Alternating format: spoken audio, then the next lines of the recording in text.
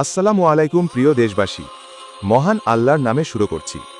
বাংলাদেশের রাজনৈতিক ইতিহাসে দেশত্যাগ শব্দটি বারবার ফিরে আসে, কিন্তু কে কখন কিভাবে কেন দেশ ছেড়েছে সেই ইতিহাস জানা খুবই গুরুত্বপূর্ণ। ২০০৮ সালে দেশের ইতিহাসে আলোচিত সময় তারেক রহমান, যিনি হাওয়া ভবনের অধিপতি এবং মিস্টার 10% নামে কুখ্যাত ছিলেন, তিনি ১ সেপ্টেম্বর সেনা সমর্থিত তত্ত্বাবধায়ক সরকারের কাছে লিখিত মুচলেখা দিয়ে রাজনীতি না করার প্রতিশ্রুতি দেন। এরপর তিনি নাকে খত দিয়ে দেশ ছেড়ে পালান।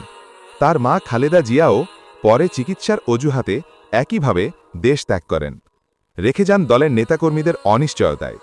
অন্যদিকে জননেত্রী শেখ হাসিনা ২০০৭ সালের সামরিক সরকার কর্তৃক অন্যায়ভাবে আটক থাকার পর যখন চিকিৎসার প্রয়োজনে বিদেশে যেতে চাইছিলেন, তখনও তার সিদ্ধান্ত ছিল স্পষ্ট, আমি আমার জনগণকে ফেলে যাব না।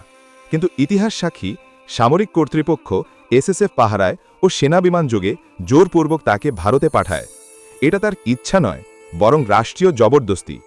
আজ যখন কেউ বলে শেখ হাসিনা পালিয়েছে, তখন আমাদের জিজ্ঞাসা করা উচিত, কে স্বেচ্ছায় পালিয়েছে, কে মুচলেখা দিয়ে রাজনীতি ছাড়ার প্রতিশ্রুতি দিয়েছে, আর কে জনগণের ভালোবাসায় আবার দেশে ফিরে এসেছে।